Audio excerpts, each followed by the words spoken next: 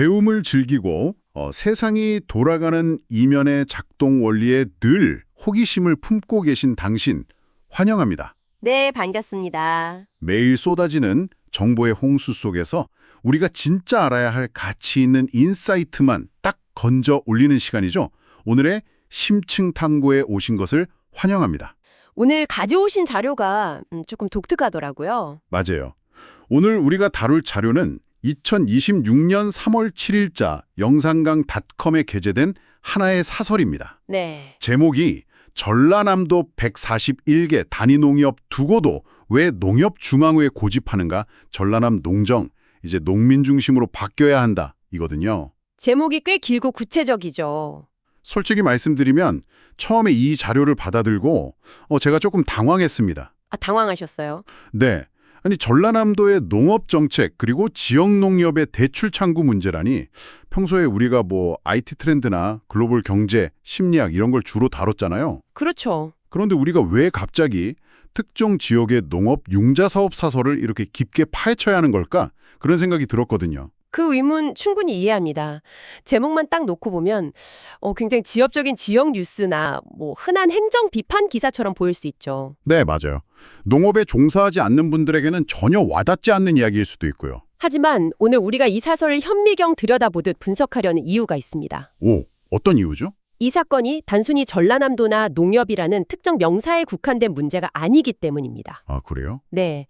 이 사설 안에는 정책을 설계하는 사람들의 그 굳어진 관성과 그 시스템의 끝단에서 혜택을 받아야 하는 실제 사용자 사이에서 발생하는 아주 거대한 충돌이 적나라하게 담겨 있거든요. 아, 그러니까 겉으로는 이게 그냥 지역 농정 이슈에 탈을 쓰고 있지만 네. 그 본질을 파고들면 우리가 일상에서 마주하는 어떤 시스템적인 문제와 맞닿아 있는 거군요. 정확합니다. 자, 이제 이 내용을 하나씩 풀어볼까요? 좋습니다.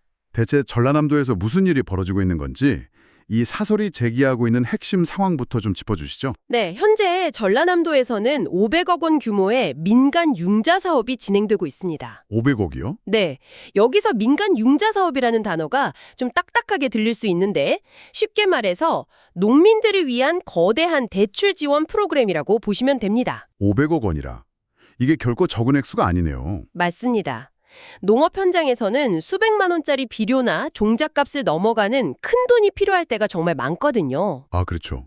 농기계 같은 것도 비싸잖아요. 네, 태풍에 날아간 대형 비닐하우스를 다시 짓거나 수천만 원에서 억 단위를 호가하는 트랙터, 콤바인 같은 필수 농기계를 구입해야 할 때가 있죠. 억 단위요? 네. 그럴 때 이 융자금은 말 그대로 생존을 위한 생명줄이나 다름없습니다. 정말 중요하겠네요. 그런데 여기서 아주 치명적인 병목 현상이 하나 발생합니다. 어떤 건가요? 전라남도가 이 막대한 자금의 대출 상담과 집행 창구를 오직 농협중앙회로만 못 박아두었다는 겁니다. 잠깐만요. 제가 여기서 제 입장에서 한번 반론을 제기해 볼게요. 네, 해보시죠. 500억 원이라는 돈은 결국 국민의 세금이나 공적기금에서 나온 엄청난 규모의 자금 아닙니까? 그렇죠. 그렇다면 행정관청 입장에서는 당연히 동네 곳곳에 있는 작은 지점들보다는 규모가 크고 관리 감독이 철저한 농협중앙회라는 본점격의 단일 창고에서 이 자금을 통제하는 게 훨씬 안전하고 책임감 있는 방식 아닐까요? 그렇게 생각하실 수 있죠. 지방의 작은 단위 농협 수백 곳에 이 돈을 막 스톱 뿌려놓으면 대출 심사 기준도 제각각이 될 수 있고 나중에 회계감사나 데이터를 취합할 때도 엄청난 혼란이 올 것 같은데요. 네. 사기 대출이나 부실 관리를 막기 위해서라도 중앙 집중화하는 게 상식적으로 보입니다만 아주 훌륭한 지적입니다. 바로 그 논리가 전남도 농정 관계자들이 이 시스템에 고수하는 가장 강력한 명분이자 전형적인 관료주의적 방어 논리입니다. 아, 방어 논리요? 네. 공공기관은 본능적으로 감사를 두려워하고 깔끔하게 떨어지는 하나의 엑셀 데이터를 원하니까요. 아, 엑셀 데이터. 화가 났네요. 수백 개의 창고에서 산발적으로 자금이 집행되는 것보다 중앙회라는 굵은 파이프라인 하나만 통제하는 것이 관리의 효율성 측면에서는 압도적으로 편하죠. 서류 작업도 일원화되고 책임 소재 파악도 쉽고요. 맞습니다. 우리는 행정당국을 무조건 악당으로 몰아갈 필요는 없어요. 그들은 그들 나름의 안전하고 편안한 관리 방식을 택한 것뿐입니다. 제 예상에 맞았군요. 관리를 편하게 하려는 의도.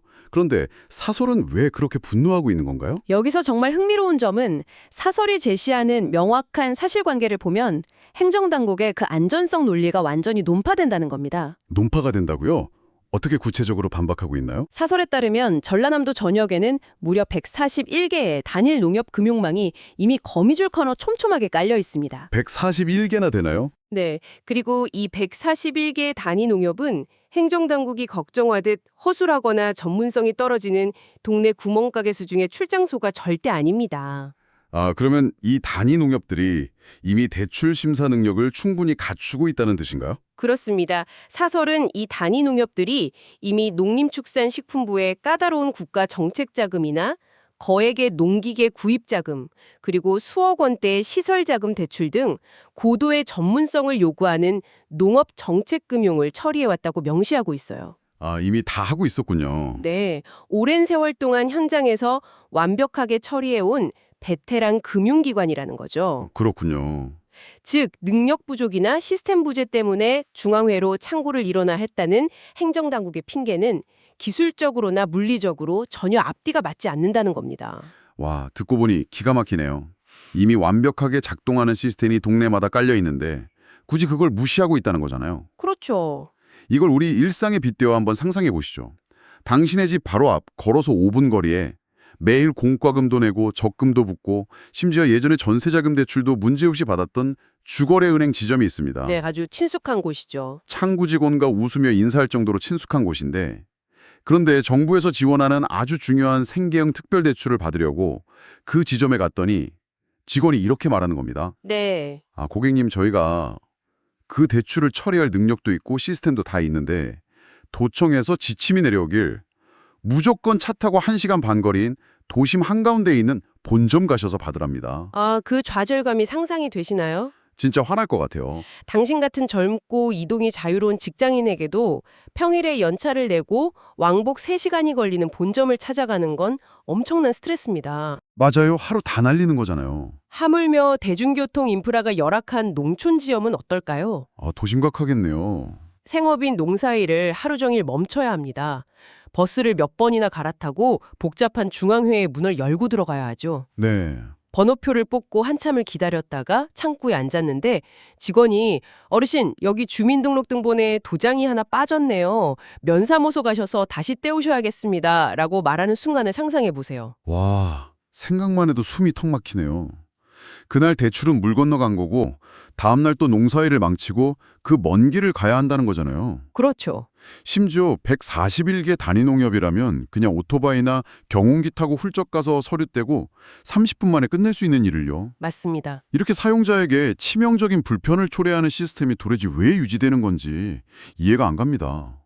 다른 지역도 다 이렇게 하고 있나요?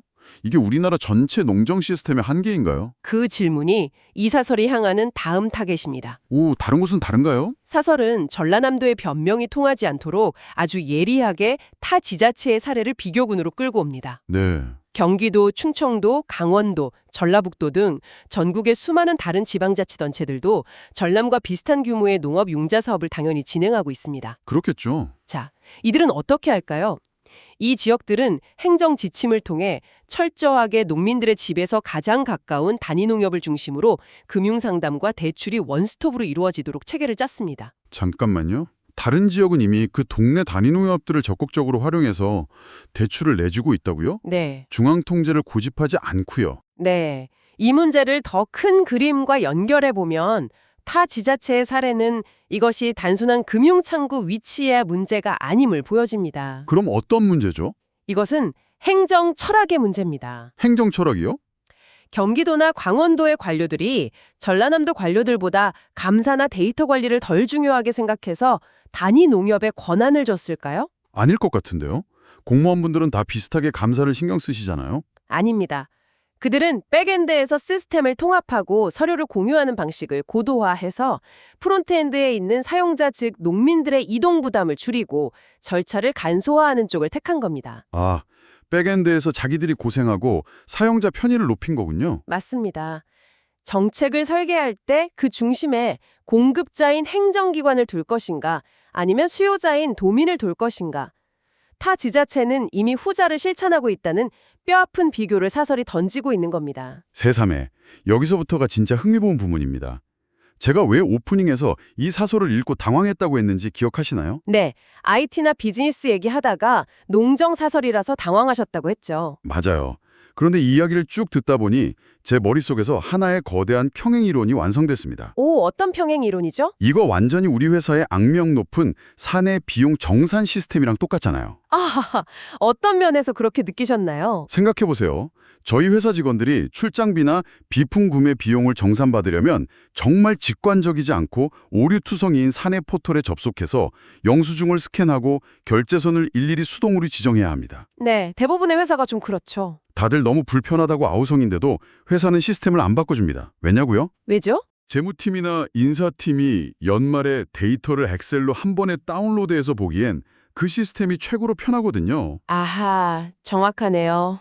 수백 명의 직원이 매달 정산하느라 버리는 수천 시간의 노동력보다 관리자 몇 명의 클릭 한 번이 더 중요하게 취급받는 겁니다. 네, 오늘 다루는 전남의 농업 융자 사태도 완벽하게 똑같은 구도 아닌가요?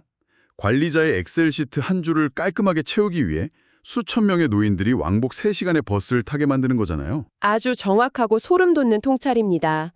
사설의 내용이 왜 우리 모두의 이야기인지 완벽하게 짚어주셨어요. 진짜 똑같네요. 게다가 전라남도가 가진 인구 통계학적 특수성을 고려하면 이 상황은 단순한 불편함을 넘어 폭력에 가깝습니다. 폭력이요? 통계적으로 전남은 전국에서 농업 비중이 가장 큰 지역이자 65세 이상 고령 농민의 비율이 압도적으로 가장 높은 곳입니다. 아, 역설의 극치네요. 가장 직관적이고 친절한 오프라인 인프라가 절실하게 필요한 곳에 가장 문턱이 높고 불친절한 시스템이 떡하니 버티고 있다니요? 맞습니다. 사설을 보면 현장의 농민들이 이렇게 분통을 터뜨리는데도 전남도 농정관계부서는 곤란하다는 말만 반복하고 있다고 지적합니다. 참 답답한 노릇입니다. 우리는 여기서 공공서비스의 존재 이유를 다시 한번 묻게 됩니다.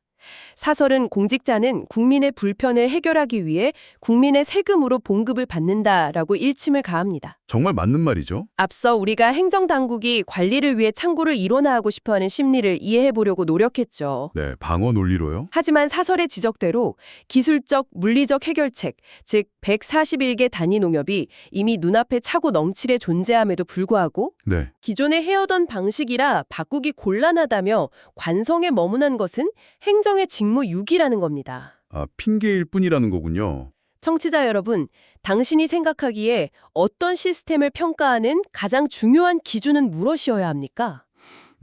사용자 편의성이 아닐까요? 네, 그것을 운영하는 사람들의 수고를 덜어주는 것입니까? 아니면 그것을 이용하는 사람들의 삶을 나아지게 만드는 것입니까? 너무나 명백한 질문이죠.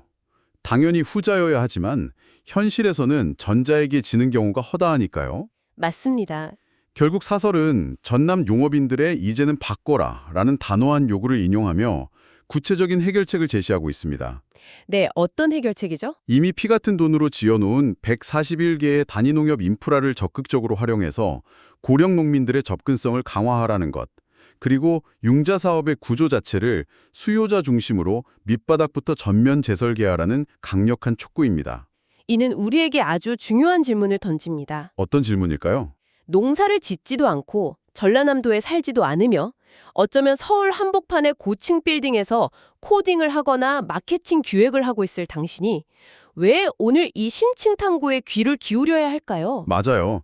그냥 안타까운 일이네, 행정이 좀 바뀌어야겠어 하고 남일처럼 넘길 수도 있는 문제니까요. 하지만 앞서 진행자께서 본인의 회사 시스템에 빗대어 깨달으셨듯 이 전남 단위농협 사태는 우리가 속한 모든 조직과 사회 시스템이 안고 있는 병폐의 완벽한 축소판입니다. 진짜 그런 것 같아요. 공급자의 논리가 수요자의 권리를 어떻게 조용히 합법적으로 짓누르는지, 늘 해오던 방식이라는 안일한 관성이 어떻게 더 나은 혁신의 기회를 갉아먹는지를 보여주는 너무나 생생한 교과서입니다. 교과서다. 만약 당신이 내일 출근해서 새로운 앱 서비스를 기획하거나 고객 응대 매뉴얼을 만들거나 심지어 부서 내에 작은 결제 규칙을 하나 정할 때 네. 잠깐 이게 우리 팀이 일하기 편하려고 만드는 룰인가 아니면 실제 사용자를 위한 룰인가를 스스로에게 묻지 않는다면 당신 역시 누군가에게 1시간 반 떨어진 본점으로 가라고 등 떠미는 보이지 않는 장벽을 만들게 될 것입니다. 와, 정말 무서운 말이네요. 그래서 이 모든 게 대체 어떤 의미를 가질까요? 네, 오늘 우리는 500억 규모의 농업 융자 사업과 141개 단위 농협이라는 소재를 통해 시스템의 본질에 대해 아주 깊숙이 다가갔습니다. 네, 정말 깊게 들어왔죠. 인프라가 부족하거나 예산이 없어서가 아니었습니다. 141개라는 훌륭하고 촘촘한 오프라인 인프라를 완벽하게 갖추고도 오직 행정 관성이라는 마인드셋의 오류 때문에 수많은 고령 농민들이 고통받고 있다는 사실을 확인했습니다. 맞습니다. 결국 아무리 고도화된 시스템과 거대한 자본이라 할지라도 그 제도의 정중앙에 사용자, 즉 사람을 두지 않으면 그것은 그저 억압적인 규칙에 불과하다는 뼈아픈 진리를 다시금 새기게 됩니다. 동의합니다. 기술이나 제도는 사람을 위해 복무할 때만 그 가치를 빛낼 수 있으니까요. 사람이 시스템의 엑셀칸에 억지로 끼워 맞춰지는 사회는 결코 지속 가능하지 않습니다. 자, 이제 오늘의 심층 탐구를 마무리하면서 당신의 머릿속에 계속 맴돌 만한 아주 도발적인 화두를 하나 던져드리고 싶습니다. 기대되네요. 제가 이 사설을 읽던 웹페이지 한편에 눈길을 확 사로잡는 기획 칼럼 제목이 하나 있었습니다. 어떤 제목이었죠? 바로 기획 칼럼 농업 전기를 심고 AI로 수확하라 라는 제목이었습니다. 와는 완전 정반대의 미래를 가리키는 것 같군요. 바로 그겁니다. 한번 상상해 보시죠. 오늘 우리는 고령의 농민들이 물리적인 동네 단위 농협 지점에 어떻게 더 쉽게 방문할 수 있을까를 놓고 관리자의 편의주의와 사용자 중심주의를 치열하게 논했습니다. 네, 그랬죠. 그런데 당장 우리 눈앞에는 인공지능과 클라우드, 디지털 금융이 모든 오프라인 인프라를 집어삼키는 시대가 폭풍처럼 몰려오고 있습니다. 맞아요. 엄청난 속도죠. 저 칼럼의 제목처럼 조만간 농업 현장에도 AI가 전면 도입되고 융자대출 심사부터 복잡한 서류 제출까지의 모든 과정이 오직 스마트폰 앱 하나로만 처리되는 미래가 도래한다고 가정해봅시다. 아, 그렇게 된다면 행정당국 입장에서는 궁극의 일원화를 달성하겠네요. 그렇죠. 자기들끼리 데이터 다 연결되니까. 비용 절감과 효율성을 이유로 그나마 동네에 있던 141개의 오프라인 단위 농협 지점들마저 대거 통폐합되거나 사라지게 될 테고요. 맞습니다. 행정관료나 테크 기업들은 그것을 스마트 혁신이라고 부르며 환호할 겁니다. 분명 그럴 겁니다. 하지만 잠깐 멈춰서 생각해 보시죠. 지금은 멀고 불편하더라도 차를 타고 본점 건물이라는 물리적 실체라도 찾아가서 항의하거나 서류를 낼 수 있습니다. 내 눈앞에 보이니까요. 하지만 모든 오프라인 지점이 사라지고 디지털 소외계층인 고령의 농민들에게 디지털 앱이라는 보이지 않는 거대한 벽이 세워진다면 어떻게 될까요? 앱을 다운받고 생체 인증을 하라는 화면 앞에서 길을 잃은 농민들에게 그 혁신은 지금의 1시간 반 거리와는 비교도 안 될 만큼 가혹하고 절대적인 단절을 의미할 것입니다. 물리적 거리의 소외를 넘어서는 디지털 소외라는 새로운 형태의 폭력이 될 수 있겠군요. 네, 효율성이라는 이름으로 포장된 가장 잔인한 행정 편의주의의 최종 진화 형태일지도 모르겠습니다. 정확합니다. 당신이 다가올 미래에 어떤 기술을 개발하든 어떤 혁신적인 정책을 입안하든 잊지 마십시오. 기술의 발전이 누군가에게는 유일한 생명줄마저 끊어버리는 결과로 이어질 수 있다는 사실을요. 네, 141개의 오프라인 지점마저 지도에서 지워진 미래. 당신이 만드는 시스템은 과연 이들을 어떻게 포용할 것인가? 이 묵직한 질문을 당신의 몫으로 남겨두겠습니다. 정말 깊이 고민해봐야 할 문제네요. 오늘 우리가 나눈 이 깊은 대화가 당신의 업무, 당신의 기획 혹은 세상을 바라보는 시야에 작은 아하 모먼트가 되었기를 바랍니다. 네, 저도 같은 마음입니다. 늘 호기심을 잃지 마시고 너무나 당연하고 완벽해 보이는 시스템 앞에서도 잠깐 이게 과연 최선일까? 라고 질문을 던지는 당신의 그 빛나는 비판적 사고를 응원합니다. 네. 오늘의 심층 탐구는 여기서 모두 마치겠습니다. 끝까지 함께 해주셔서 감사합니다. 감사합니다. 다음 시간에도 당신의 두뇌를 깨워줄 새롭고 흥미로운 자료와 함께 돌아오겠습니다.